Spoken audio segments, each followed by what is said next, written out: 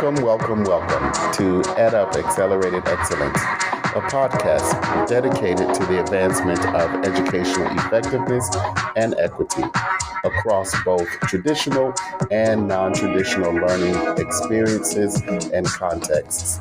I am your host for this episode, Jacob Easley II, PhD, PMP. Let's get into it.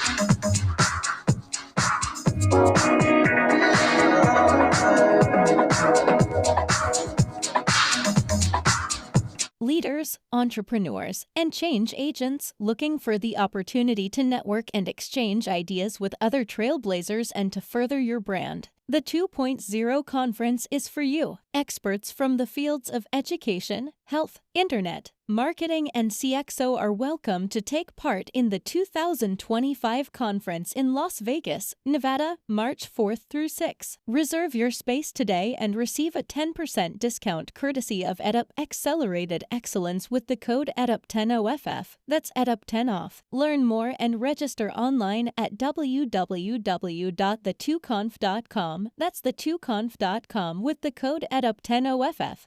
Welcome to another outstanding episode of Accelerated Excellence, a podcast for the advancement of educational effectiveness and equity with our guest today, Julian Vasquez Heilig. He serves as the 24th Provost and Vice President for Academic Affairs at Western Michigan University, marking a significant milestone as the first underrepresented minority, or URM, in this role. Across his leadership roles within the profession, he has focused on elevating institutional prestige, engaging in collaborative strategic actions, and rapidly delivering results in enrollment, student success, and diversity initiatives. He has authored more than 70 publications and spoken at hundreds of events, including more than 40 universities and across 8 countries. For almost a decade now, he has been ranked among the top 200, that is 0.1% education scholars in the nation by EdWeek. Provost Heilig, Vasquez Heilig, welcome to EdUp Accelerated Excellence.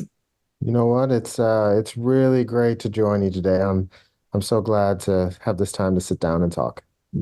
Well, we know how busy your schedule is, and so we really appreciate it. And I have been an admirer of your work, your scholarship, and your advocacy for years.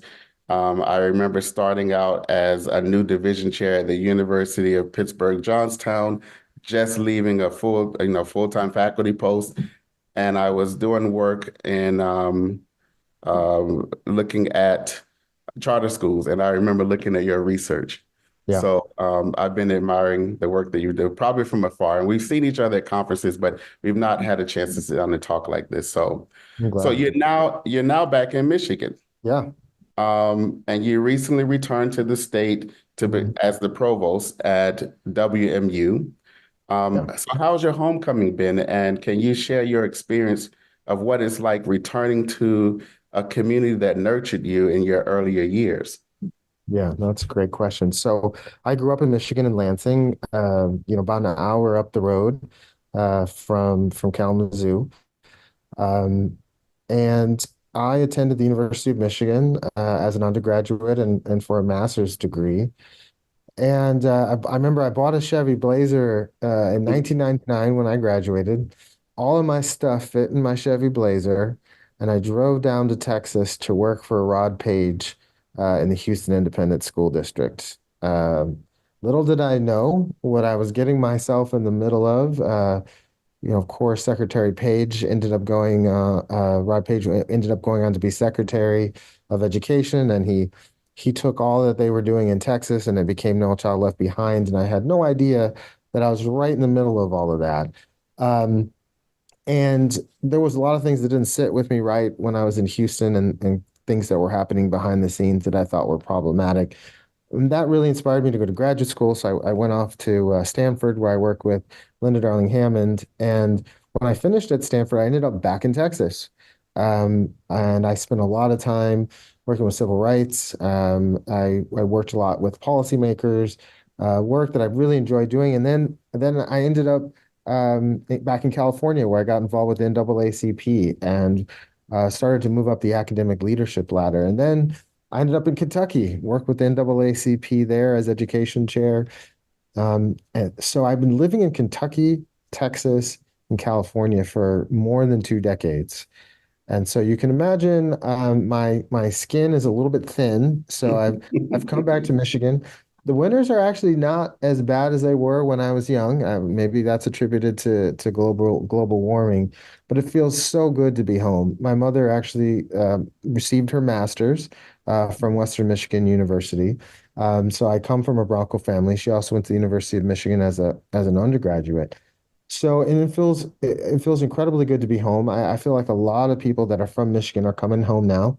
We just hired Bianca Nightingale-Lee from FAU to lead our social justice center. She's originally from Detroit. So I think a Mhm. lot of us that were living out of the state over the last decade or two are coming home to serve. And that's really what this work is about. Being a provost, being an academic leader is about service. It's about community engagement. And what I love about Western is that we're an access-oriented institution. And so in most places in our university, not every place, like aviation is full to the brim, for example. Mhm. We can take almost every talented student in many parts of our university. And I love that mission. Having been at Michigan and Stanford and Texas, and even Kentucky, that's just not the mission of R1s. And that's what I love about Western and being home is being able to recruit talented students to this university. Oh, that's amazing. So I did not know that you worked with Rob Page. Interesting enough, I completed an internship. I was one of the few folks in the first cohort of the Martin Luther King Fellows for the Education Department there in DC. Yes. And Rob Page was the secretary at that time. A little known fact was I was also accepted into the MLK program. Oh, first Uh, cohort or second cohort? First cohort.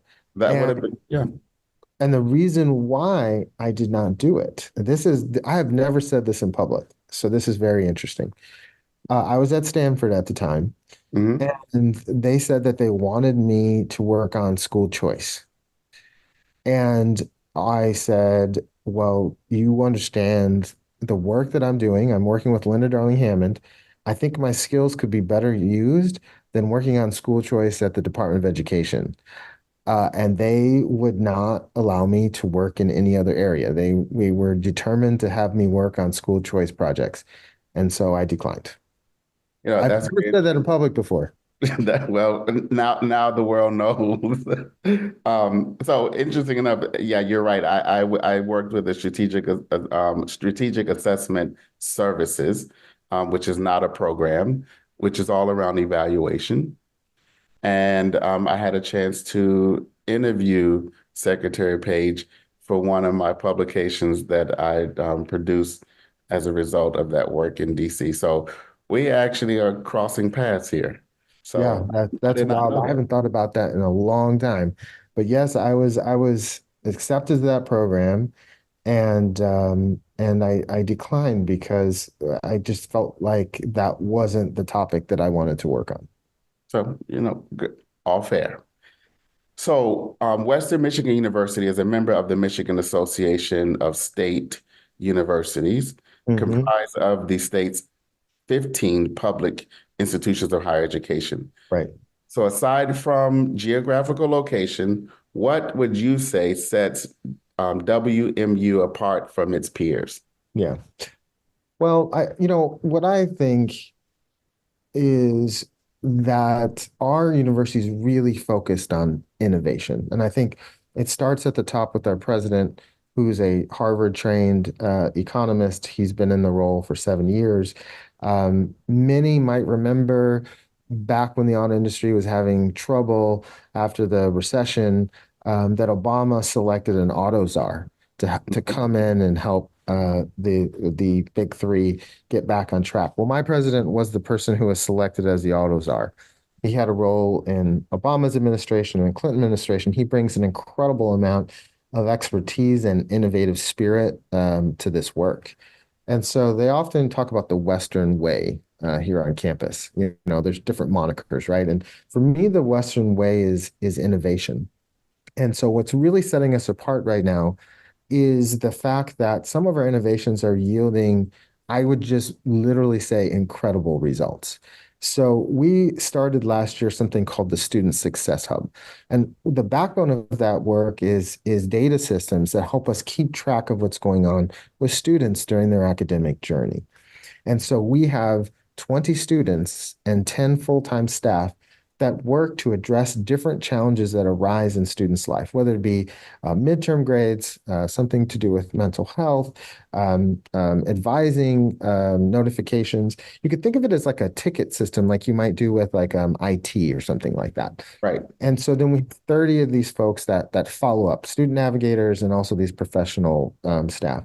And so when students have issues that come their way, our team goes in and helps address those issues because life happens, right? And so what we found in just a year is we've closed the gap, the graduation gap by 4 percentage points, not percentage points. We've raised the retention of our URM students between 3 and 4%, depending on the group that you're looking at. Our graduation rates are at a 25 year high. So retention is up, graduation is up, we're closing equity gaps.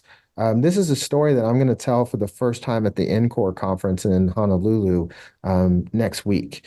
Or is it in 2 weeks? I think it's in 2 weeks. And so Western really has a story to tell about how you can do work with data-driven systems, but more importantly, the human touch of that work and what the impact is on what we profess, which is equity and equality, what the impact is on the success of all students in our campus. But, you know, NCORE is about fostering atmospheres that encourage free expression and exchanges of ideas, the promotion of equality and equity, especially in higher education. And for those folks that have been paying attention to the news and seeing what's happening at UT Austin, where I was a faculty member, or in Florida, you know, the book banning, the laying off of diversity employees, you know, there's quite a bit of disruption to this work. But we're really fortunate in Michigan, and I'm going to be honest with you, it's a market opportunity for us. Because we went into FIU and stole their education dean. Now we went into FAU and stole Bianca Nightingale Lee. And so there's really a market opportunity, you know, and there's conversations out there about why should we have tenure? Well, if the Southern universities decide they don't want to have tenure, we'll come down and take their most productive professors. So there's really market opportunities, and you know, in the mistakes I think that higher education leaders are making in this current political environment. But yeah, so that I think, you know, that's one of, you know, just several of the things that are happening here. One, taking advantage of the opportunity to recruit students that are talented. Two, when they get here, making sure that they're successful. And three, bringing talented faculty and keeping our talented faculty here on campus and promoting their success. So I really like this focus on innovation and the notion of the Western way. That's absolutely brilliant. So this podcast is a service of Accelerated Excellence Consulting. And as consultants working with organizations across the country, we have read many, many, many, many mission statements. I have to say that WMU's mission is perhaps one of the most concise, broadly inclusive, and inspirational missions that focuses on equity that I've seen to date. So, and if you don't mind, can I read it for the audience? So the mission statement is, we are an access-oriented institution that provides an impactful and inclusive education that integrates discovery and fosters holistic growth and well-being so that all may learn. So can you share with the audience an example of how the mission is manifested on campus, particularly Learning for All? And I know you talked about the Student Success Hub, Yeah. And that really is a good example, Yeah. but learning for all. Yeah, and I think that's a great example. I mean, our colleagues up the road, Grand Valley State University, it's a very localized university, but their retention of African American students dropped from the 70s to the 50s. And so in just the last 2 years. Hmm. So we don't take our success for granted. Things are difficult out there for students. World events, pandemic, finances, the FAFSA delays. There's a lot that students are trying to face today. So we don't take that success. So not only are we recruiting students, but we're really focused on graduating them. We're really focused on retaining them. We're really focused on the climate on our campus. Hmm. So I guess that's important to say. But so all may learn. I'll give you another example. Last spring, we had some faculty approach me and say, Julian, we really think that individuals that are involved with the justice system in Coldwater, where they have a prison, Hmm. that they should have the opportunity to attend Western Michigan University. Now, we think the government might change the rules for Pell. We think the state might ultimately support this, but there's no promises of any of those things. But we think those things are possible. But we think that this is really important, and faculty are interested. In fact, we have so many faculty interested that we can't possibly say yes to all the faculty that would like to start a degree program in Coldwater. And so I had to think about it because there was, it was a big financial commitment from the provost office, and to take that risk. But we did. We took that risk. We have 30 students down in Coldwater. I had an opportunity to go lecture to those students. I gave them my Harvard Education Review paper about the Hmm. illusion of inclusion, which is about the representation of communities of color in the Texas social studies standards. The last time we had a big conversation about CRT was back in 2010, 2011 in Texas. And so, these things reoccur, but we wrote that article back during that last debate. And those students in Coldwater asked me some of the toughest questions I've ever had from students about any paper I've ever written. Hmm. Those gentlemen were really, really engaged in the material. And so there was a lot of risk involved with that financially for us, but that's so all may learn. And that means if you're in Coldwater Prison, or if you're in China at Gufei, where we're training 1,000 MBA students, Hmm. or if you're from Detroit or Grand Rapids or Marquette, which is in the Upper Peninsula.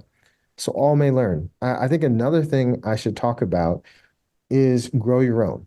Now, this is something else that we're starting to talk about nationally. We have 1,017 teacher education students at Western Michigan University. 1,000. That's a large program. Right. Now, not all of those come from Grow Your Own, but several hundred do. Now, what do I mean by grow your own? The governor and the legislature decided that people are actually very interested in becoming teachers, even shortage areas like TESOL and special ed, STEM, etc. The challenge is that the finances to become a teacher and the pay afterwards make the ROI difficult. Hmm. Another challenge is the teacher shortage. Okay. So what the state of Michigan did was they gave districts grants. And so through a grow your own program, staff in those districts can now attend universities for free to become certified, fully certified experienced teachers. And so we have several hundred students that are bus drivers, teachers' aides, so all may learn. And they're going to become teachers of record in their districts and become fully trained teachers. These are not alternative pathways. These will be fully certified teachers who either go through our undergraduate programs or master's programs. And these are folks in these districts that would not have had an opportunity to attend college or get their master's degrees to become teachers. Even Ann Arbor Public Schools. Now, there's another university in Ann Arbor. I think we probably all know Big Blue, Michigan. Ann Arbor Public Schools chose Western Michigan as their partner, not the University of Michigan in their backyard. 25% of all districts in the state chose Western. And you mentioned Massue, there's 15 public universities, And so we have an extraordinary share of the districts have chosen Western to be their partner. Western Michigan University actually began as a teacher university back in 1903. So Mhm. our College of Education is on the center of campus. It's a beautiful building. It's one of the nicest colleges of education I believe you'll ever see. I've been to Harvard's college and I've been to Stanford's college. I'm a Stanford grad, and our College of Education is more beautiful than both of them. And so it's really an opportunity for us to serve. And so you have folks across districts, bus drivers, et cetera. They're getting those opportunities. Another is of example of so that all may learn. Well, like I said, I mean, the mission statement is a very strong mission, um, and rightfully so, given the work that you're doing. So, related to the mission, your current 10-year strategic plan includes a goal for DEI, or diversity, equity, and inclusion. One of the objectives is for the university leadership to adopt policies, delegate authority to lead, and prioritize issues to provide economic support related to DEI and justice that are proportional to the campus demographics. And you just mentioned all the different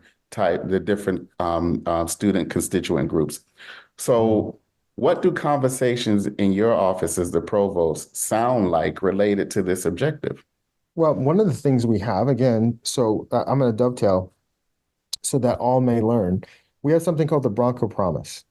So families who earn under a threshold, and I think it's either in the 50s or 60s, get a full ride to Western Michigan University. Now, the original promise was the Kalamazoo Promise program. Hmm. Now that provides for any student from all neighborhoods, and you get a good proportion of students of color, students from low SES backgrounds through the Kalamazoo Promise too. And so you have a substantial number of students from a variety of backgrounds that historically would not have had access to higher education, but either through the Bronco Promise, which is any Michigan resident, or the Kalamazoo Promise. There's also Detroit Promise and Kalamazoo Promise. And so we are the largest recipient of the Kalamazoo Promise students. I think over time, Michigan and Michigan State have had 1,000, and I think we've had 2,000. So that's something that I think, and that I think should be said. I think that we should also say the institution has um, striven in its structures to be committed to diversity. I don't know how many universities have a college named after their first Black graduate. We have Wow. Mers Tate College. Now, a lot of times you'll name colleges after a donor who gave multi-million dollars. Well, we have a college named after our first Black graduate, the Mers Tate College. Our Racial Justice Center, which is a long-standing center, and I mentioned we hired Bianca Lee Nightingale from FAU to be the new director, Hmm. is named after our first Black professor. And so I think that says something about Western. Is there another university in the nation that has a college named after the first Black graduate and a center named after the first Black professor? I suspect there's not. And I Probably think not as a PWI, probably not. probably not as a PW. HBCUs, yes, but I understand exactly where you're going with this. Yeah. And so I think that shows that structurally, Western is committed to diversity, equity, and inclusion. Now, I'm not going to tell you, I'm the provost, so I hear about everything and I see under every rock. I'm not going to tell you that Western has solved, climate issues and all of the things that, higher education is grappling with. But we're committed to do it, and we have to be courageous. I think that's the key word, courageous leadership. So you recently hosted, or not hosted, but you participated in a webinar on the discussion of the results for the Inside Higher Education's 2024 survey of Mhm. college and university chief academic officers. Sure. And there were 331 provosts across public and private institutions who participated, weighing in on issues. And I'm going to name some of these: artificial intelligence, mental Mhm. health, DEI, campus speech, so on and so forth. Right. So the survey reveals an increasing trend in faculty and staff turnover. How Yeah. has Western Michigan University addressed this issue, particularly in maintaining a diverse and inclusive faculty and staff? Yeah. So it's recruiting and retention, right? Right. So I think first on the recruiting side, um, we have put forward resources for colleges to recruit faculty of any background whose work is focused on historically marginalized communities. Mhm. So that's not just for Black faculty or Latinx faculty. Of course, often Black faculty and Latinx faculty are focused on those themes. And so we've funded faculty across colleges, and that's not something that happened before here. We've committed those resources, but we've also committed resources, because when you have talented faculty of color, other universities are going to come try to poach them, and so they didn't have a policy where we would try to fend off those overtures. So we do that work now too. We try to match offers, and you can't always keep faculty because sometimes they're moving because they're moving closer to family, or there's other reasons besides offer an offer that you received. So we'll do that work too. And then of course, I had lunch with a couple of Black faculty today, and they expressed some issues, and I gave them my word that I would do everything that I could to make sure that we address the issues that they brought to me. And so it also requires a personal touch and commitment. And again, just going back to that word courage, having courage to do that work and do the right thing. But it really is so important to have like representation or proportionate to the student body, because I think students appreciate it. And this might be part of the keys to the large numbers of students that you're seeing that are choosing Western Michigan over other organizations. Yeah, that's a great question. In higher education, we are talking about the enrollment cliff. Now, the reason for that enrollment cliff and the predicted drop off in college enrollment in the next coming years is the 2008 recession. So after that recession, there were less babies born. Of course, going up to the recession, there was an increase. And so those the babies that were born around and after the recession, there's less students. But what I like to say about this is that we will be facing an enrollment cliff if we assume and we continue the same path in the recruiting that we do. So there's a couple of things. I think one is geography. That there are the traditional places that universities recruit.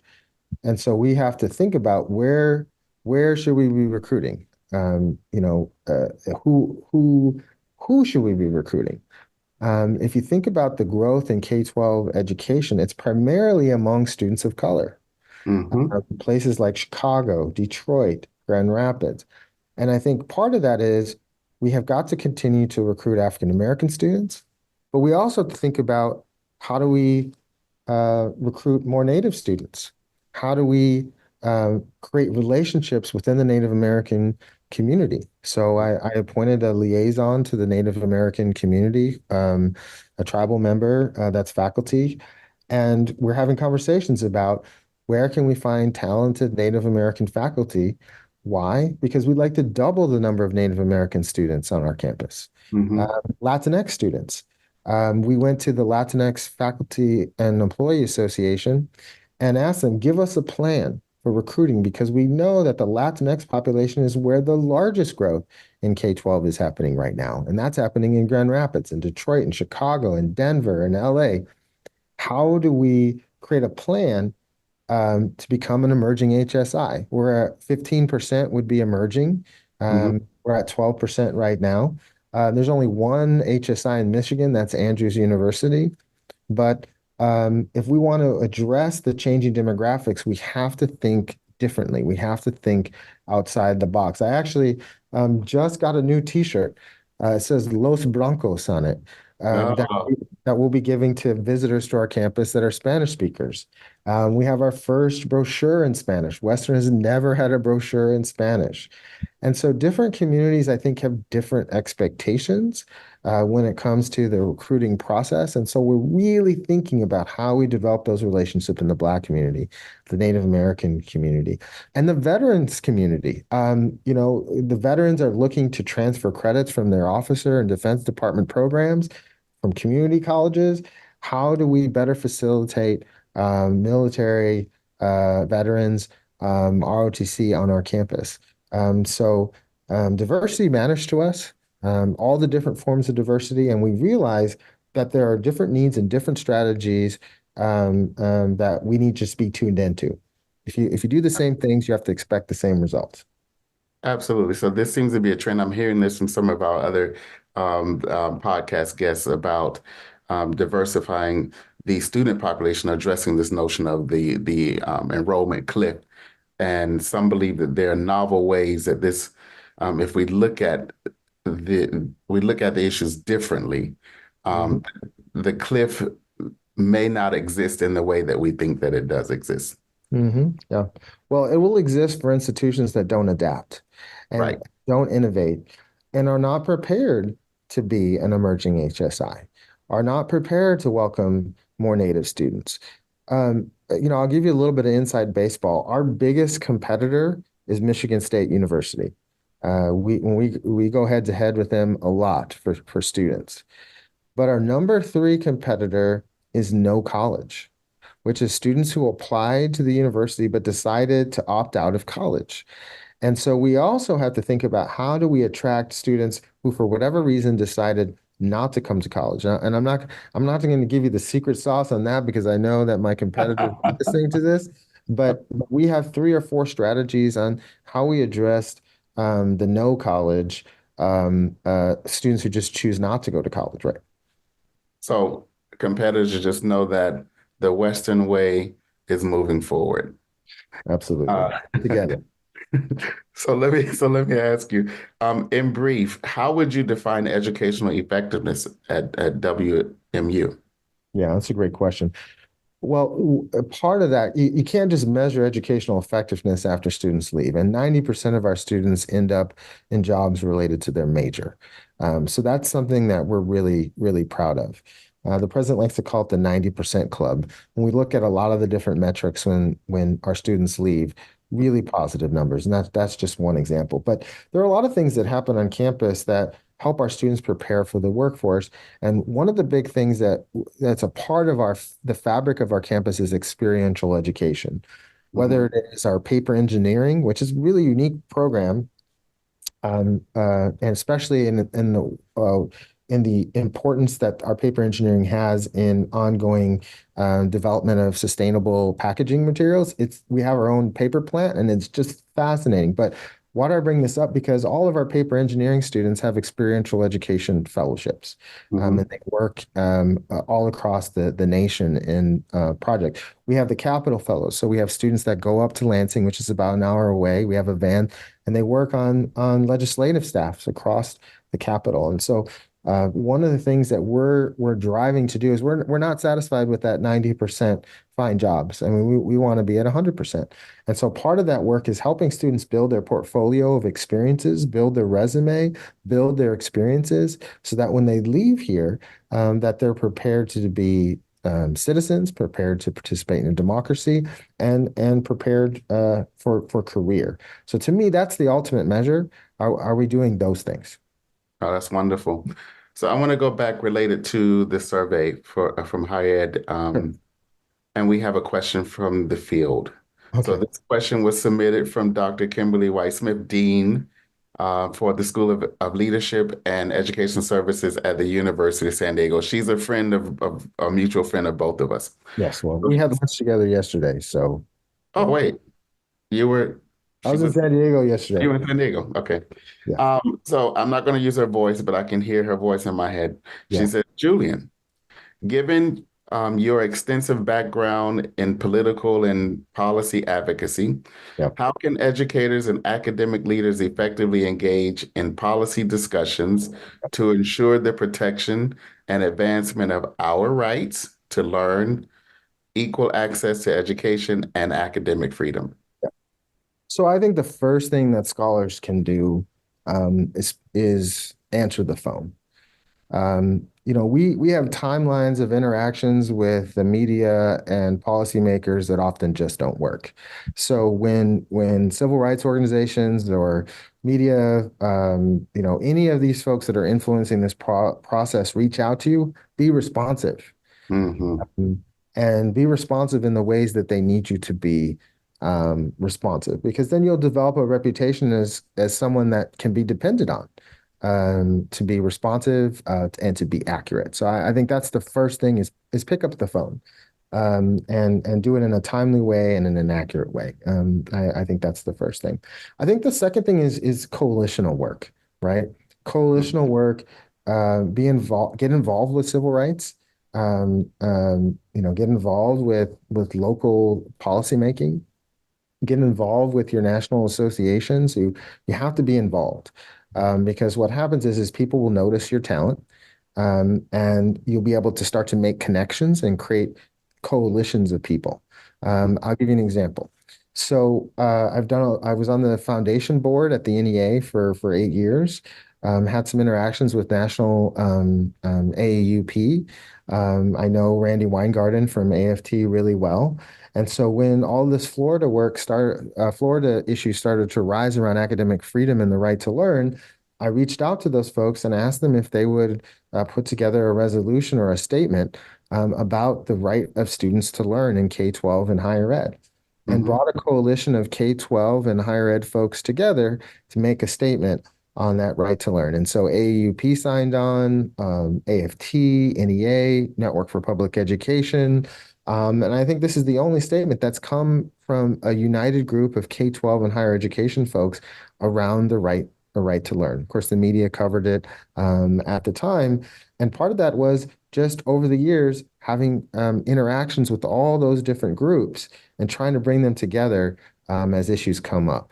So I think coalitional work is really important towards moving the needle. And then finally, being prepared.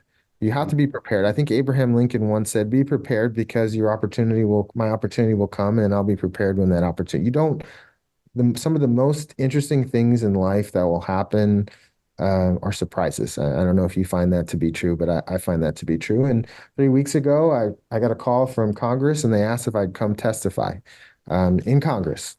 And I said yes. And a lot of preparation for that day, but it was a culmination of years of work around education policy, because those conversations in Congress are wide ranging. There's going to be some gotcha questions. And so also preparation. You have to prepare for your opportunity. That sort of reminds me. You said that I don't know why I thought of MLK preparing for his speech on Washington. And so the story goes that the speech was really a culmination of all the work and all the different speeches he had done. And so there was a lot of practice and prep. But even on the day, a lot of that he brought forth part of the speech that wasn't written prior, but it was based on, like you said, the Mhm. preparation. So speaking of surprises, what has surprised you the most in your role as provost? Yeah. I thought that what would be the most interesting part of the job would be the policy work and, addressing different issues that were coming up. But the most surprising part of the work that I love is spending time with faculty and with staff and with students, whether it is my student advisory board, seeing them every 2 weeks, or last summer I visited a class and it was about Native American science, and I canoed down the river to see the wild rice, or representing Western at different meetings out of town and meeting alumni that are so excited to talk to the provost from Western. It's the people part of the job that has been so gratifying and just it's the best part of the job. The paper part, the pushing paper part is it turns out that that's my least favorite part of the job. Spending time with faculty and stopping to talk on the sidewalk, and to me, that's been the most surprisingly gratifying part of the job is just how much I enjoy spending time with our community. Well, and I'm sure that warms your heart as your body's adjusting to a colder climate right now.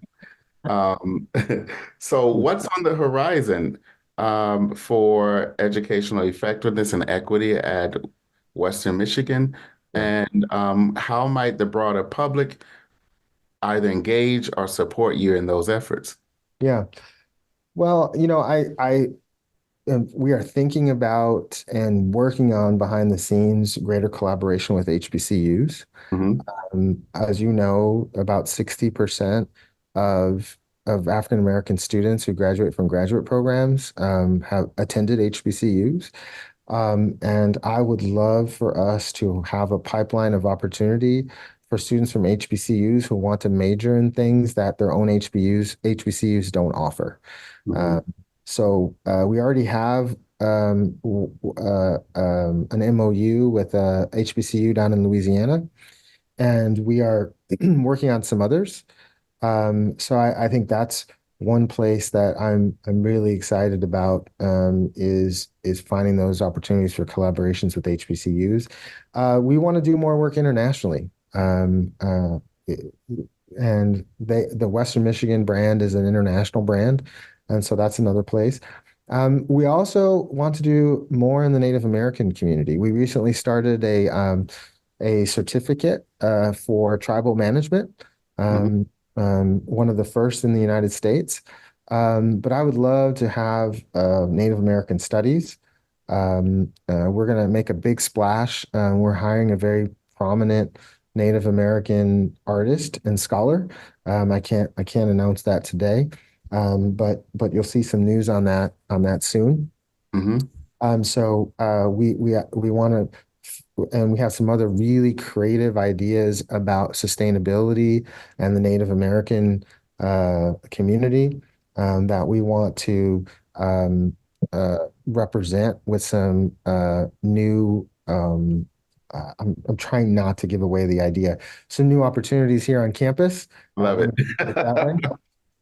Because I know a lot of people are listening, so I don't want to give them all our best ideas, but basically committing to communities that, quite frankly, historically, uh, uh, predominantly white universities, I should say, haven't done in the past. And I'd love that our faculty are excited. Again, the Western way is innovation about these ideas as we bring them new ideas, because when you do this work, you have to have faculty and staff that want to champion that work. That's Uh, right. I think so often academic leaders overestimate their influence.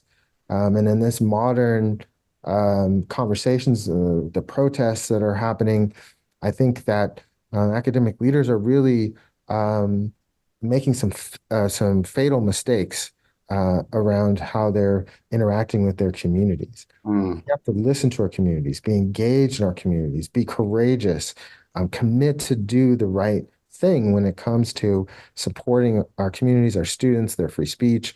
And so I think that's another important area of emphasis for us, which is how do we find the space to have the most difficult conversations on our campus, on our campuses, and how do we engage in more speech, not less speech. So I think that's another important focus too. So all I have to say on that is two words to anyone who's interested in partnering with Western Michigan University. Let's go. Let's go. Yeah, let's go. So Provost Vasquez Heilig, I want to thank you so much for the opportunity to learn from you and with you for this episode. Great. It's an absolute honor. And if there are things that you heard here today that you'd like to talk more about, we can absolutely find the space to do that. And I always say that a strong leadership team is like gravity. I'm going to tell you there are other people that want to be a part of what's happening here at Western, and if we're going to be hiring. So if you're interested in joining a really unique and powerful innovative space, then reach out to us. You hear it? There's an offer's been made. So if you're innovative, you're excited about equity, you're excited about educational effectiveness, Western Michigan University. Yes, sir. Thank you.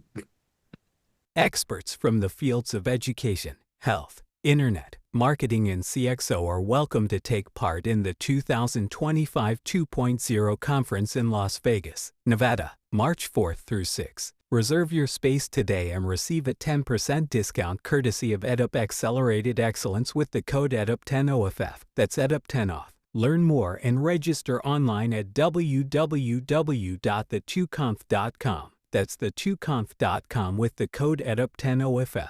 Thank you for engaging with the EdUp Accelerated Excellence community. You can find this episode and others on Spotify, iHeartRadio, and Apple Music.